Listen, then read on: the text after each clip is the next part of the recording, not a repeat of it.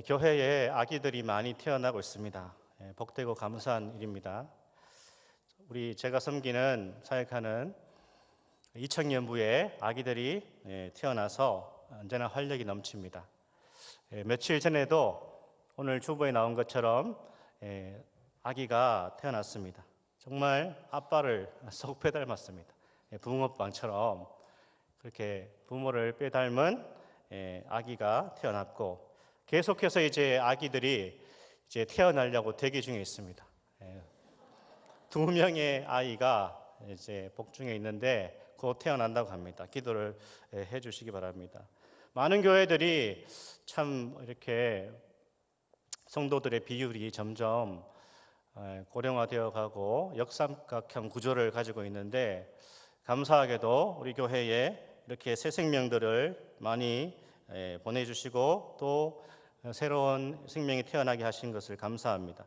제가 이제 아기가 태어나면서 그 가정에 찾아오는 변화를 보니까 저도 겪었지만, 이제 부부를 이렇게 보니까 신혼 부부를 결혼 전이나 아기가 없을 때하고 이제 아기가 태어나고 나서 많이 달라지는 것 같습니다. 모든 것이 이제 아기를 중심으로 바뀌는 그런 모습을 보게 됩니다. 특히 이제 자매들이 굉장히 수고를 하고 고생을 하시는데, 요즘은 보니까 정말 아빠들이 참 고생이 많은 것 같습니다. 교회에서 보면, 저희 이청년부에서 보면 아기를 아빠가 키우지 않나 이런 생각도 해보는데, 항상 그 피곤에 찌든 그런 모습으로 이제 참 수고가 많은, 제가 또 이렇게 얘기하면 우리 자매들한테 큰일 날 것 같은데, 아무튼 우리 교역자실에도 아빠가 된 2사람이 있죠. 있습니다. 그 보니까 정말 아빠 노릇한다고 훈련을 막 이렇게 하고 있는데, 참 안타깝기도 하고 애가 쓰이기도 하면서 참 제가 해줄 수 있는 건 별로 없습니다. 한 번씩 이런 이야기 해줍니다. 곧 지나가리라. 그렇죠. 오늘 본문에도 우리가 한 아기가 이제 등장하고 있다라는 것을 확인하게 됩니다. 이사야 선지자가 태어날 아기에 대해서 말하고 있는데, 예언하고 있는데, 이 아기에 의해서 놀라운 변화가 일어날 것이다. 그는 평범해 보이나 평범한 아기가 아니라는 것을 우리에게 말씀하고 있습니다. 범죄한 이스라엘이 징계를 당했지만 하나님께서 이 아기의 탄생을 인해서 회복시켜 주시겠다. 이스라엘은 징계를 받았죠. 적군의 침입으로 고통과 흑암 가운데 있었습니다. 그러나 이제 이사야 선지자의 예언처럼 회복이 시작될 것인데, 바로 태어날 이 한 아기로 인해서 이스라엘이 회복될 것이다. 그렇게 예언하고 있습니다. 근데 이 회복이 어디에서부터 시작되는가라고 했을 때, 오늘 말씀 1절은 스불론과 납달리 땅에서 회복이 시작될 것이다. 그렇게 말씀하고 있습니다. 이 지파의 땅은 갈릴리의 바다의 서쪽에 해당한다고 볼 수 있겠죠. 그러니까 위쪽입니다. 그리고 오늘 1절에 나오는 해변길은 이집트에서 메소포타미아로 올라가는 그 길이죠. 대로입니다. 그러니까 다 위로 향하고 있습니다. 요단 저편이라고 표현한 이 부분에서 요단 저편은 요단을 따라입니다. 요단을 따라 이스라엘 땅에서 요단을 따라가는 위로 올라가는 도로가 있습니다. 거기 연결되어 있는 부분이죠. 한마디로 말해서 이 길은, 이 지역은 외세의 침략, 그러니까 특별히 아수르의 침입을 받는 침입 통로가 되는 것이죠.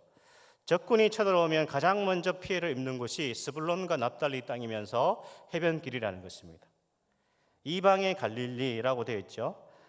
이방인들이 점령한 갈릴리 지역인데, 역사적으로 정말 실제로 이 지역이 침입을 당해서 이방인들이 점령한 지역입니다. 우리나라도 이제 보면 역사적으로 국경지대는 항상 취약하죠. 북한이든 또는 다른 나라의 침입을 받을 수 있는 것이 국경지대입니다. 그래서 국경지대는 굉장히 위험하고 취약합니다. 거기에는 경제적으로, 문화적으로도 발전을 잘 할 수가 없습니다. 근데 중요한 것은 주님께서 이스라엘을 회복시키실 때에 어디에서부터 회복시키시는가? 가장 취약하고 가장 약한 그곳에 먼저 회복을 주신다. 주님이 임하신다라는 것입니다. 하나님의 사랑이 이런 것이라는 것을 우리는 알 수 있습니다. 하나님의 사랑은 사랑받지 못한 사람들, 주목받지 못한 사람들에게 먼저 임하는 것입니다. 그것이 하나님 사랑의 내용이죠. 우리 주님의 사랑은 항상 높은 곳에서 낮은 곳으로 임하고 있습니다. 주님은 낮고 천한 자, 연약한 자, 주목받지 못한 사람에게 주님의 사랑과 관심이 늘 있다라는 것을 우리는 이 본문을 통해서 확인할 수 있습니다. 하나님은 항상 낮은 자에게 은혜를 먼저 베푸시죠. 그래서 은혜를 받는 사람은 누굽니까? 자기 잘났다고 생각하는 사람은 은혜 받았다고 생각하지만 은혜 못 받는 것입니다.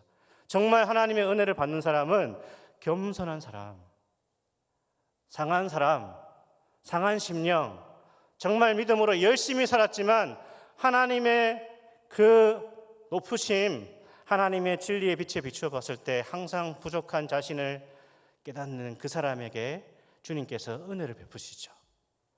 그래서 우리는 항상 낮은 마음을 가져야 됩니다. 겸손한 심령을 가져야 됩니다. 주님은 상하고 통회한 심령에게 은혜를 베풀어 주시는 것이죠. 예수님이 탄생했을 때 가장 먼저 비천한 자들에게, 목자들에게 자신을 보여주셨습니다. 그래서 우리에게 희망이 있습니다.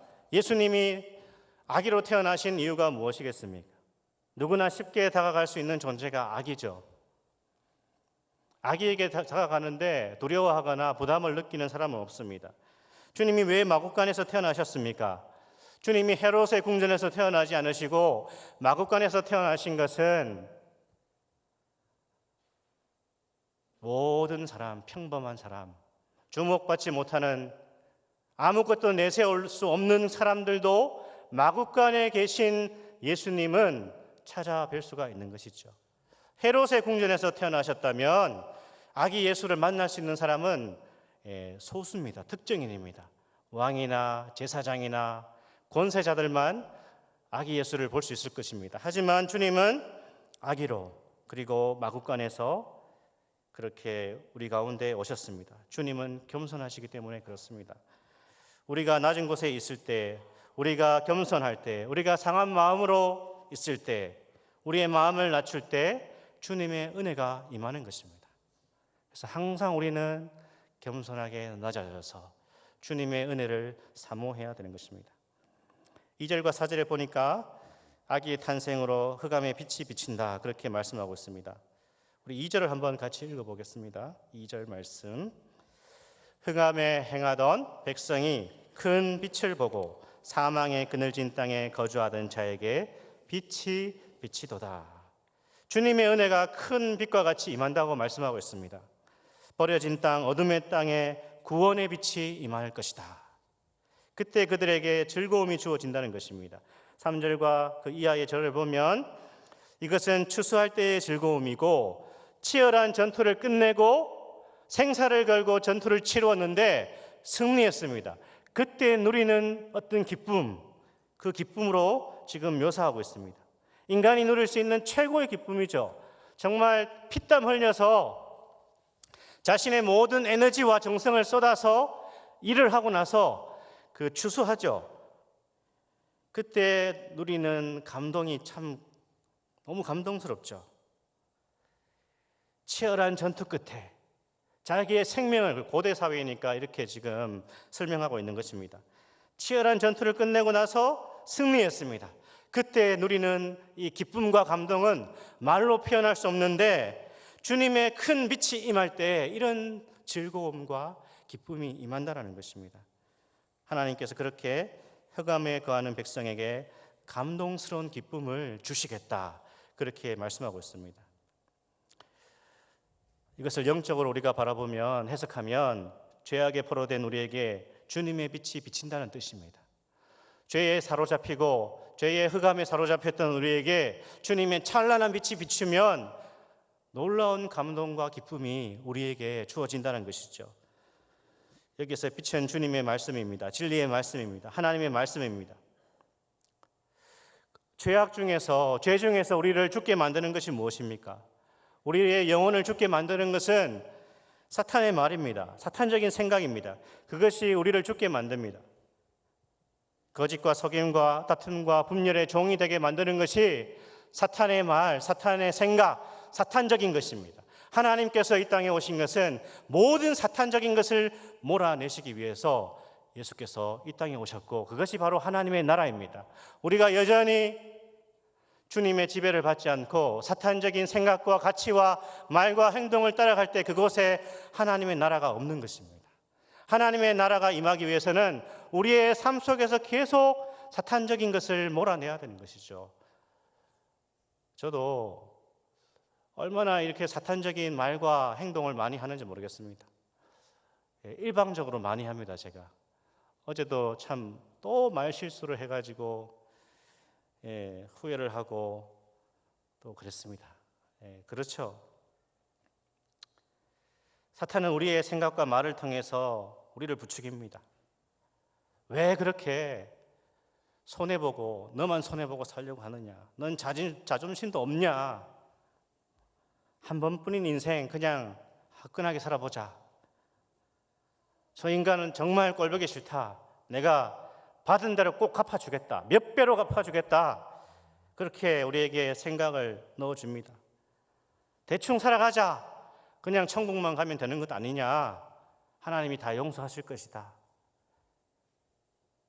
네가 눈 한번 감으면 많은 것을 누릴 수 있다라고 우리에게 거짓과 속임을 불어넣어주는 것입니다. 그런데 진리의 말씀이 어둠 가운데 비칠 때에 죄의 쇠사슬을 끊을 수 있는 것입니다.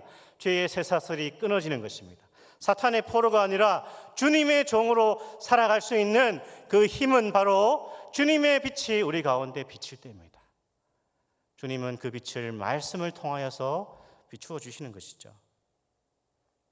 그래서 우리는 하나님의 말씀으로 사탄적인 생각과 사탄적인 말과 사탄적인 행동을 몰아내고 주님의 자녀답게 살아가게 되는 것입니다.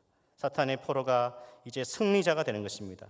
이것이 인간이 누릴 수 있는 최고의 기쁨이자 감동이고, 우리 크리스찬들이 추구해야 될 진정한 기쁨은 이 기쁨이죠. 죄에서 승리한 기쁨, 하나님의 백성으로 살아간 기쁨, 정말 너무나 그렇게 믿음으로 살아가기가 현실 속에서 힘들지만 주님을 의지하며 사탄의 말과 사탄의 꾀임에 넘어가지 않고 하나님의 백성대로 거부할 것을 거부하고 끊어야 될 것을 끊고 참고 인내하며 이 복된 주일날 우리에게 승리를 주시는 그 주님을 찬양하며 노래하는, 또 우리가 연약한 모습으로 실패하기도 했지만 하나님께서 주님의 빛을 통하여서 우리를 회복시킬 때에 찾아오는 그 은혜와 감동, 이것이 크리스찬이 추구해야 되고 우리가 누려야 될 최고의 감동이자 기쁨이 되는 것입니다. 그래서 우리가 붙들어야 될 것은 교회에서 선포되는 말씀입니다.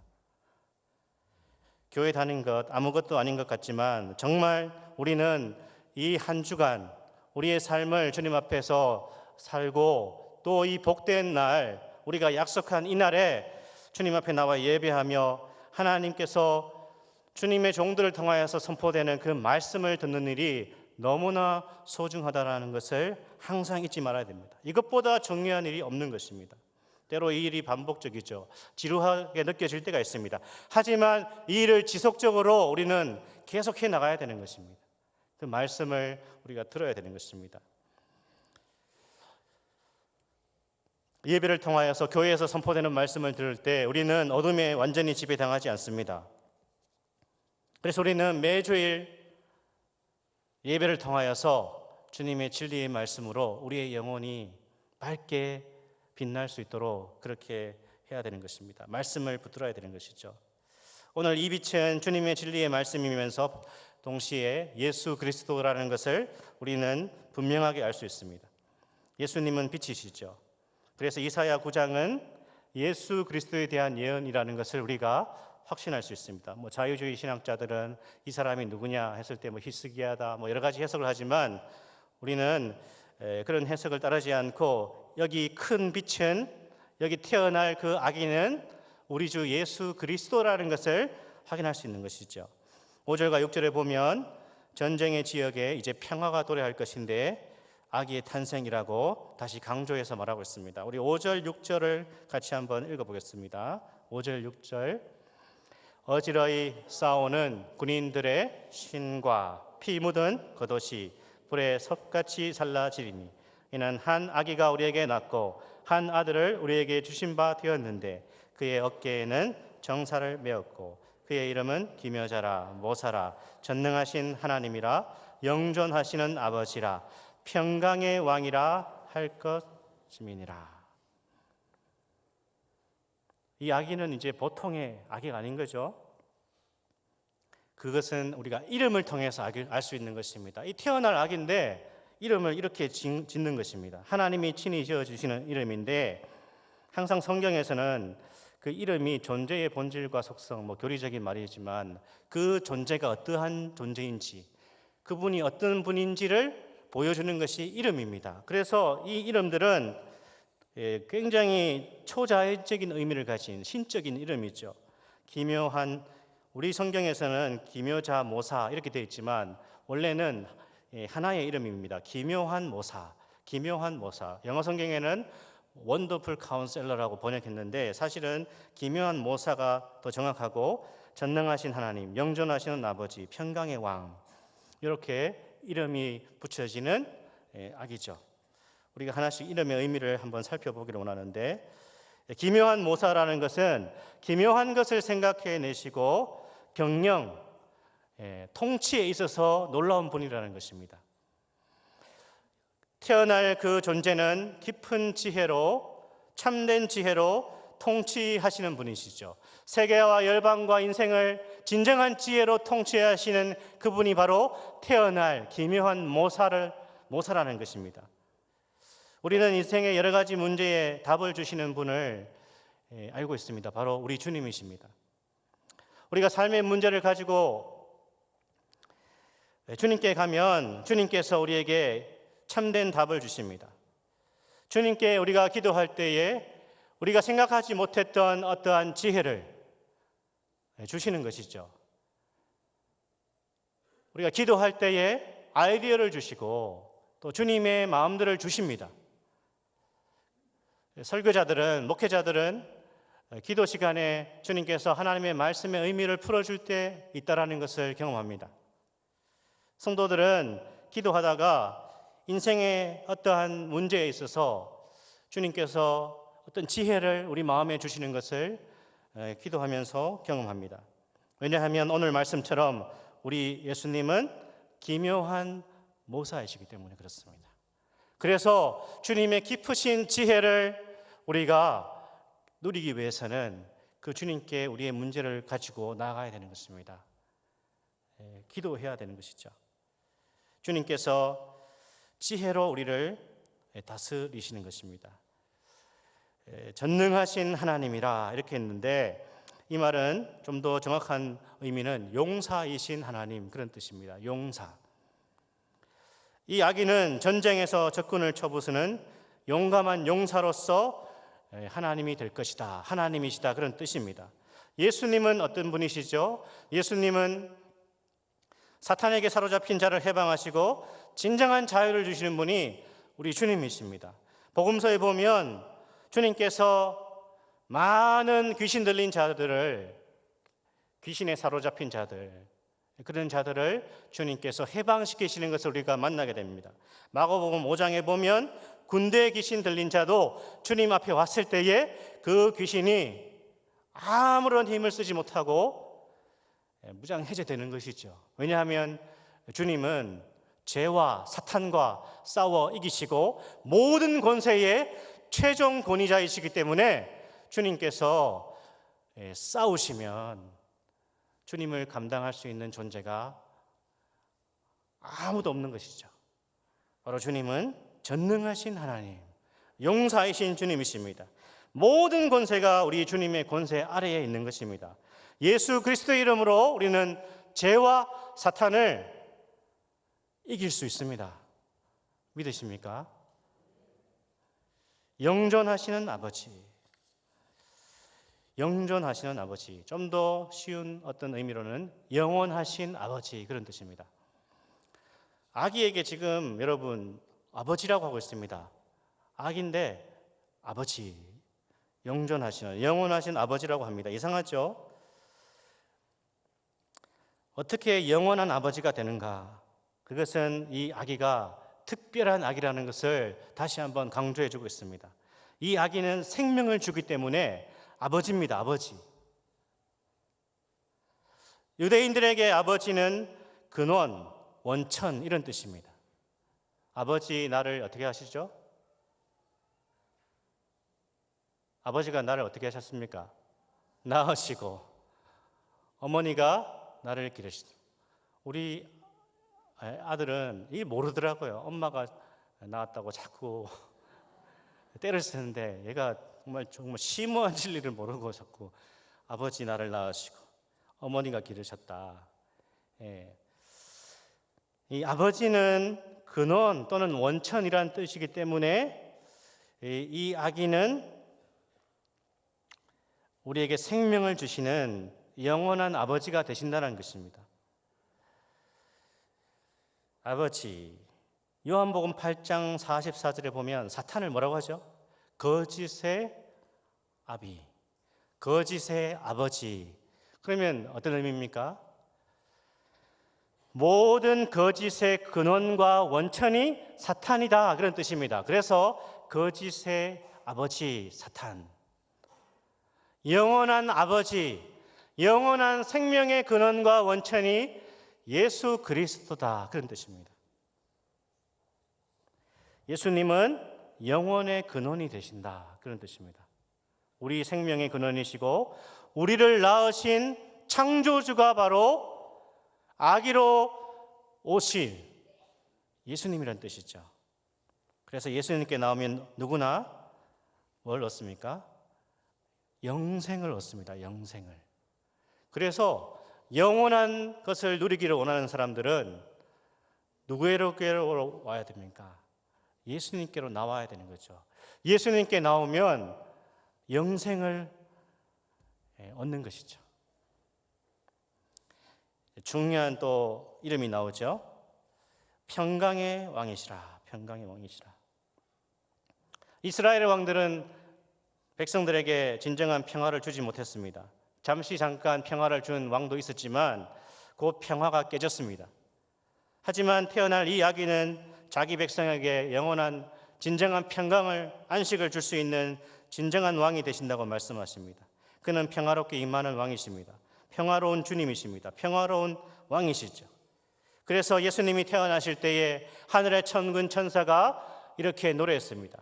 누가복음 2장 14절 말씀을 우리가 같이 한번 읽어보겠습니다. 누가복음 2장 14절 말씀, 지극히 높은 곳에서는 하나님께 영광이요 땅에서는 기뻐하심을 입은 사람들 중에 평화로다. 아멘. 예수님이 오심으로 참된 평화가 임했다라는 것입니다. 인간이 이루는 평화는 전쟁과 무력을 통해서 이루어집니다. 힘과 폭력이 그 평화의 배후에 있습니다. 조용히 해라. 떠들지 마라. 제가 자주 하는 말입니다. 조용히 해라. 사실은 그냥 억지로 평화를 만드는 것이죠. 이게 더 강압적이 되면 맞는다, 뭐 이런 거. 우리 인간이 만드는 평화는 사실 모든 그 배후에 폭력과 힘이 다 숨어져 있는 것입니다. 그러나 주님이 우리 가운데 오실 때에 참된 평화와 안식이 시작되는 것입니다. 그래서 저는 우리의 아이들에게도 주님이 임하시기를 원합니다. 우리의 심령에도 더 많이 주님께서 평화로 임재하시길 원합니다. 그때 진정한 평화가 오거든요.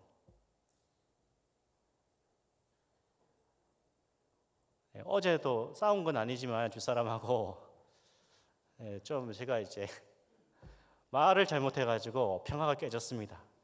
그래서 제가 오늘 2부, 3부 설교를 해야 되는데 이거 어떻게 하지?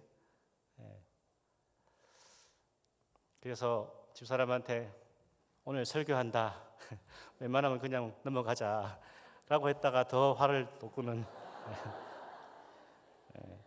참 제가 상담에 이렇게 뭔가 이렇게 소질이 없습니다.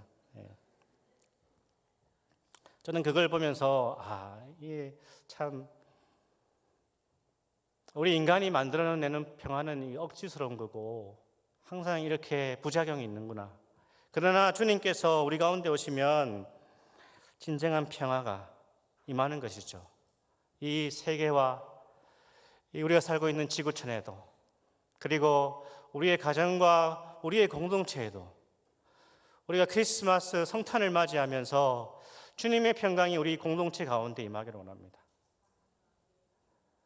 그렇지 않습니까? 다 잘 지내는 건 아니지 않습니까? 우리 가운데 어떤 다툼이 있고요. 또 어떤 미움이 있습니다. 그러나 우리가 우리의 공동체와 우리의 심령에 이 평화의 왕이신 주님이 다스리시면 용서가 되는 것입니다. 이해가 되고요. 잘 지내야 되겠다. 그렇습니다. 주님께서 진정한 평화의 왕으로 오셨는데 여전히 우리는 주님의 평화를 모르고 이렇게 갈등하고 미워하고 분열 가운데 살고 있습니다. 주님, 이번 성탄에는 우리를 다스려 주셔서 진정한 평화가 시작되게 도와주십시오. 그런 은혜를 우리의 가정, 특별히 우리의 공동체 가운데 주십시오. 주님이 갈라진 틈에 들어가시면 그 틈이 메워지는 것입니다. 7절은 이렇게 마지막에 말씀하고 있습니다. 이 일이 어떻게 일어나는 것인가? 같이 한번 읽겠습니다. 7절 말씀.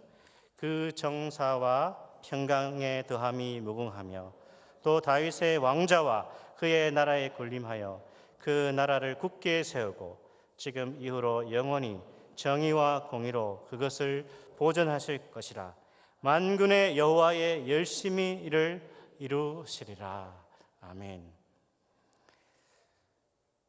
여러분, 우리가 지금 살펴본 이사야 9장에 이사야 선지자가 예언한 이 놀라운 존재, 이 아기 예수님이 정말 오셨습니까? 그분이 오셨습니다.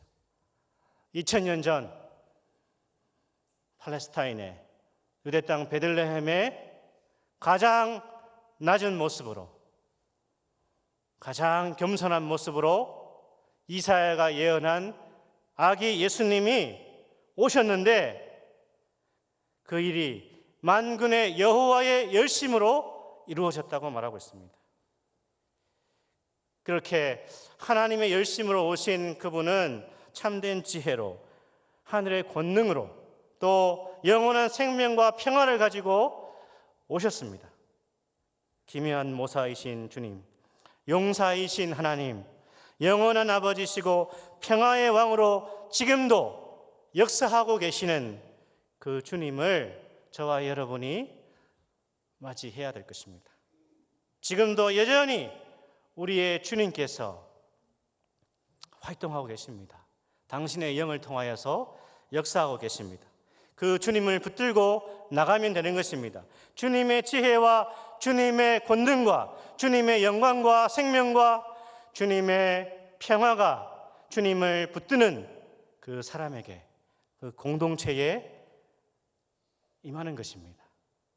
사랑하는 여러분, 성탄을 맞이하면서 저와 여러분이 아기로 오신 우리의 진정한 왕이신 그 예수님을 우리의 삶의 중심에 다시 모시기를 소망합니다.